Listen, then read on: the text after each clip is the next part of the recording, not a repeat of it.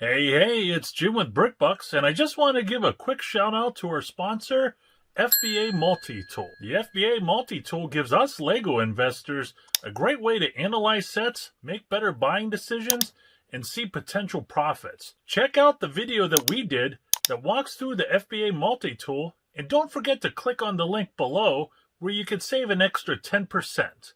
Thank you for watching. Enjoy the video.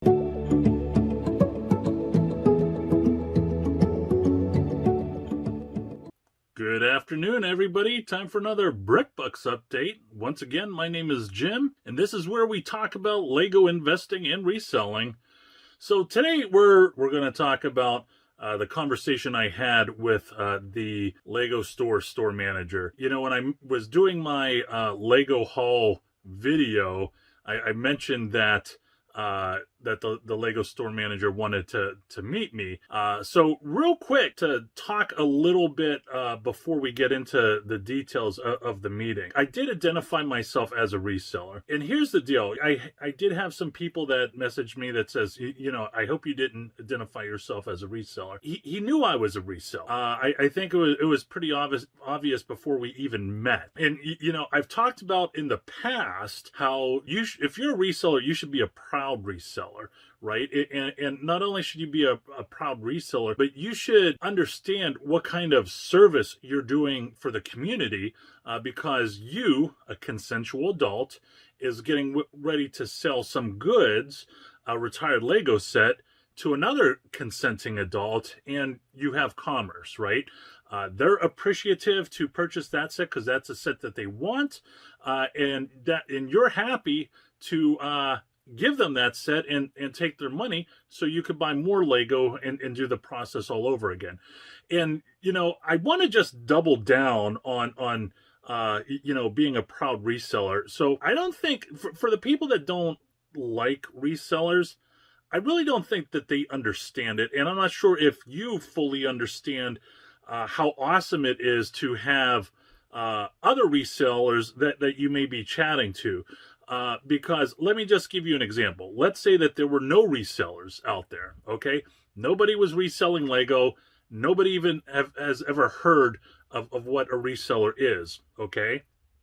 And then one day somebody comes along and they see that there is, you know, 100, and I'm just using extremes, there's 100 Frank Lloyd Wright Falling Water on the shelves. And that person says to themselves, you know what, I'm going to go ahead and I like Frank Lloyd Wright so much. I love Lego. I'm just going to go ahead and buy them all. So he buys them all for a good bit of money. He takes it home. Then he says to himself, I'm going to go ahead and maybe just sell one of those. I really probably shouldn't have purchased 100. So I'm just going to go ahead and sell one and see what happens. He lists it for, let's say, the same price, $100. And as soon as he lists it, the minute he lists it, it sells just like that, right? And he's like, wow, this is great. Maybe I should sell another one, but this time, since it's sold so quick, maybe I should do $200. And he goes ahead and he lists it. Once again, gone for $200. So he's having such a great time. He starts to put a price of $1,000 per set on the Falling Water Lego set. And he's rocking and rolling, right? Rocking and rolling. Now, that's something that would be fortunate for all of us to happen, and let's be honest. But the good thing for the consumer is there are other resellers out there, and the market price isn't $1,000 for that Falling Water set. That market price is somewhere around $500. So, you know, if it wasn't for the other resellers out there who aren't even on our Facebook group, aren't even watching the YouTube videos, the consumer would be paying a lot more for these Lego sets. So, you know, it is a good thing that there are thousands, probably tens of thousands of Lego resellers out there, because here's the deal. You know, everybody, not sure everybody, but, you know, there are many people that are aware of the De Beers diamond cartel, right? The reason why diamonds are so expensive is because the De Beers company, they mine the diamonds and they hoard them all, and then they put the price at a a jaw-dropping price where you're paying a fortune for these diamonds. So, there is a lot of good things going on because there's multiple resellers. And the people that just, lift their nose up at us, they're just haters. And I have no problem telling that to people. So let's go into this. So real quick, the reason why me and this Lego store manager met, and he knew about me, was because I had brought all my Legos home and I started plugging them into a spreadsheet because, you got to keep records because at the end of the year, you got to pay taxes and all that good stuff. And I did my spreadsheet and I said, wait a second, I feel like I paid a little bit more for all these sets. And so I did the math again. I was like, wait, I was charged, $100 more. And I said to myself, it's probably because one of the employees who I mentioned in my Lego haul video, she was very proud to grab a gingerbread house and put it back on the shelf because she wanted to rescue that gingerbread set from the mean old nasty reseller, right? And so whenever I called the Lego store and I spoke to the store manager, I identified, I gave them my name, and I happened to mention that interaction. And I was being nice too. I wasn't, saying, I really don't like the phrase pull a Karen, but I wasn't trying to pull a Karen, right? I was just trying to say, hey, I think there may have been a mix up, yada, yada, yada. Maybe we could correct it. And I mentioned I think the assistant manager, Lego employee, and he said that he wanted to talk to me about it and to come on in. So he got my email address, and then, a few days later, I get this email, didn't even recognize the email because I didn't think that he would email me. And he said, his inventory seems to be correct, and he said he can't prove that I was mischarged or whatever. Flat out said, your math is probably wrong. And so I went back. I said, well, maybe it is. So I went back and I did the math again. And guess what? I was wrong. So I should never have called him. He should never have emailed me because he wouldn't have had my email address, whatever. But he said, in the email that, hey, he still wants to meet me. He still wants to talk, whatever. And so, I replied back that the math was good. It was my mistake. Sorry to bother you. Sorry to waste your time. So I go into the Lego store not long after it opens up because it's on my way to the doctor's. I said, hey, do you mind if I speak to the manager? And they said, no, sure, no problem. I'll go ahead and I'll get him for you. He comes out and he comes out of his office or the back door or whatever, and he doesn't approach me. I'm not exactly sure what he's doing. He doesn't see a customer that he's not tending to. He's kind of chit-chatting with another Lego employee. And I said to myself, okay, I guess I'm going to go ahead and go over there and introduce myself. So I went over there, I introduced myself, and, immediately I tried to verbally disarm him. And I'm not sure, how many out there that are watching this has attempted to do this. But, verbally disarming a person and putting them at ease is a serious life skill that has helped me out in the past. Didn't necessarily help me out this time because it just wasn't working. But there are times that I've been pulled over by cops, and of course it was my fault. And I just told them I support what they do. It was definitely my fault. And you could see, even for police officers, you're able to put their mind at ease, but not the Lego store manager, right? And so, I said, hey, my name's Jim, and I said, I used to be a store manager of the Starbucks that's in this mall, trying to get something going, trying to get some camaraderie, trying to disarm him. And I even put out a joke. I said, listen, I'm sure you know that I'm a reseller, and, because I'm usually not able to have any contact with the buyers because they're furloughed or they're unemployed or whatever. As a joke, I said COVID-19 has brought me out of the sewers, so to speak, to, go to stores and buy product. And, I think he appreciated that I said that, but he said, immediately that, I just want you to know right now, if I wanted to, I could never sell you a Lego set here, pretty much for the rest of your life. And, BrickBucks does not have the budget to do animation But if we did, it would have been a lot more exciting than looking at me and hearing the story this way. And I was like, oh, okay, but he said, I'm not going to do that. And I said, well, that's cool. I said, I appreciate that. And he kept looking at his watch, and this wasn't a long conversation, right?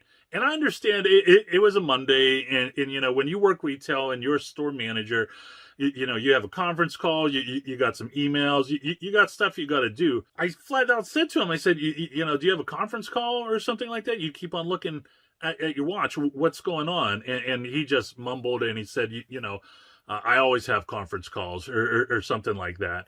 And, I just mentioned that, I appreciate him letting me continue to buy Legos. I just wanted him to know that if it was okay with him, because I'm on his turf, right? I mean, that's something that you have to be very mindful of. I'm on his turf. And I said, with your permission, anytime I buy something, I'll buy no more than two. And I said, you probably won't even see me, come January, after January, because, the GWPs that I really like will be gone, and all that other good stuff. I may come in and buy some stuff at MSRP, like the gingerbread house, if you have some in July or February. But that's about it. And his body language, man. He had his arms crossed, and we were both masked up, right? And so it was weird. It seemed like he didn't want to talk to me at all, which he's the one that, pushed it, that said he did want to talk. So we kind of left it at that. I said to him, do you mind if I go ahead and purchase something right now? And he said, sure. He said, that's not a problem. He said, we're happy to have you. And here's the thing too, and I don't know how much this played into it, but brick and mortar stores aren't doing well right now. And, he has to track his, same store sales last year, just like anybody in retail. And this is the time where there's not any foot traffic at all. Now, he did mention if I guess the motive to him meeting me was that, he wanted to talk about that employee that he thought rubs me the wrong way, because he flat out said that he didn't want to have a bad Google review. And I told him, I said, you know what? I said, you're not going to get a bad Google review. I said, first off, I would never think about giving you a bad Google review, because this is the life of a reseller, right? I told him, I said, this is the way I get treated at Target. This is the way I get treated at other places. And I flat out said, I know how to take one to the chin. I'm not going to, get all bent out of shape because there's a employee that I don't even want to say she had a bad attitude. She just came off cold and reacted to me. So I assured him that wasn't going to be the case. I said, if anything, I'm just, just to break the ice, I'm happy to give you a 5-star Google review. And the big deal for those of you that aren't in retail is, the Google reviews for many retail companies, I have friends that are store managers that aren't, Lego store managers, but they're in other retail. Google reviews affect their bonus, their quarterly bonus. So, I'm sure that's probably why he mentioned it to me. I don't know if that's the case, but if I had to guess, that's why. And I'm not that type of person to try and do something like that. I just want to, be under the radar and just smile, keep my head down, and keep on going. So, that was pretty much it. I grabbed a Technic Porsche. As I was walking in there, I said to myself, even if it's a nice, cold, lukewarm conversation, which it was, and I honestly wasn't expecting that. I mean, how many people do you know in public that say they want to meet you, and you go in on your dime to say hi, and they give you the cold shoulder? But I did plan to buy more than one Technic set. But I was just trying to mind my P's and Q's, as they say, and just grab one set and get the heck out of there. And that's what he did. Now, I do know that this manager, I think, has Wednesdays off. And so I'm going to make sure whenever I go in there, I'm not going to go any other day but Wednesday. And I'm just trying to keep the peace. I'm not trying to, get into make any messes in other people's swimming pools or do any of that other stuff. So that was it, man. It would have been nice if I could have made a connection, because I do have some reseller friends out there that have great relationships with Lego store managers, but apparently here in Kentucky it's not so much the case. So please, my friends, hope you enjoyed the video. Don't forget to like and subscribe. I'm Jim with BrickBucks.net. It's 2021, man. Go out there and get it!